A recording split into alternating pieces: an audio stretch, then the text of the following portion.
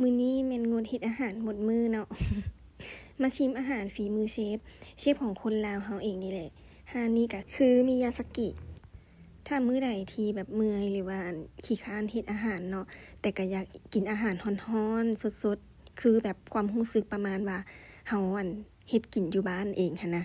แล้วแม่นคิดหาร้านนี้โลดเพราะมากินเทื่อใดนะบ่เคยผิดหวังบ่ว่าจะเป็นเชฟผู้ใดเฮ็ดเนาะผู้หญิงหรือผู้ชายการรสชาติก็ยังบ่มีเปลี่ยนแล้วมันจะมีอีกเมนูหนึ่งที่เป็นข้าวผัดที่เบิ่งคือธรรมดาแต่เวลากินแล้วมันบ่ธรรมดาเนาะเป็นข้าวผัดที่ลูกๆก็มักและตัวข้อยเองก็มักแล้วก็บ่ฮู้ว่าหลายคนที่มากินแล้วมักคือกันบ่เนาะอาหารทางร้านเพิ่นเนาะก็จัดเป็นเมนูที่ให้ลูกค้าได้เลือกมีความบ่ต้องคิดหยังหลายเพราะว่ามันเป็นเซตของเพิ่นนี่เซตหนึ่งนี่ก็อยากว่ามีครบเนาะผักแกง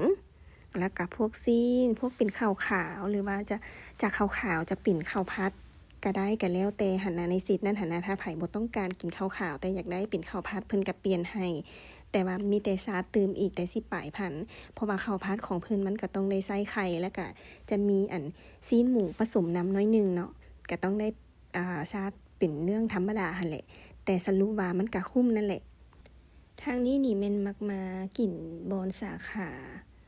ใกล้แคมป์ของเนาะ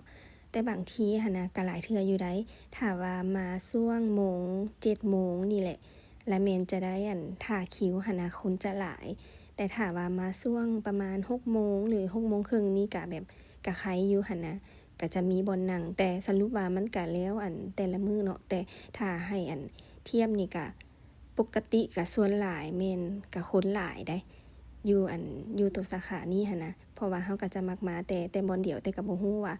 ตัวสาขาอื่นหันนะเป็นจังใดเนาะอันนี้เฮาก็รอท่าเพราะว่าก็คือมีมนต์ดังหั่นแหละฮักก็ได้รอท่าคิวเนาะแม่นเพิ่นกำลังผัดให้ลูกค้าเพิ่นกลับบ้านแล้วก็มีแบบเขาสั่งอยู่ทางนอกหั่นนะมากินอยู่บ้านเด้อันนี้ก็ตามภาพเลยคนแบบคือบอนนั่งก็เกือบว่าเต็มอัดเลยแหละและอาหารที่เฮาได้เนาะก็เป็นเซต2เซตคือคุ้มนะแล้วก็ลูกๆกินก็อิ่มแต่ส่วนหลายลูกๆนี่จะมากินข้าวผัดเพราะว่าเพิ่นมักเนาะแล้วเฮาก็เพิ่มปลาให้ลูกอันนี้แม่นของสามีถ้าในกรณีแบบเฮาบ่อิ่มตอนจังซี่หั่นนะเฮาอยากกินตอนเพิ่มเฮาก็สามารถแบบซื้อแยกสั่งแยกก็ได้โดยที่แบบบ่ขอเพิ่มข้าวแล้วก็บ่ขอมีผักมีแกงก็เป็นน้ำซุปหั่นแหละเนาะแต่ว่า